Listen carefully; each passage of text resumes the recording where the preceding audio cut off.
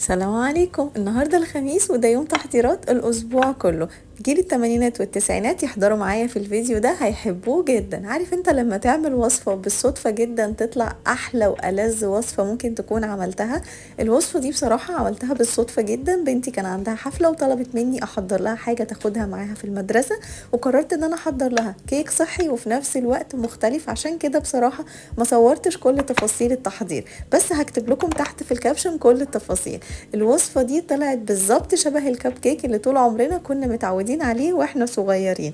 بس اهم حاجة في الوصفة دي ان انا استخدمت بديل للسكر والعسل التمر، وفعلا طعمها طلع مسكر جدا ومش هتحس خالص انها ما فيهاش سكر.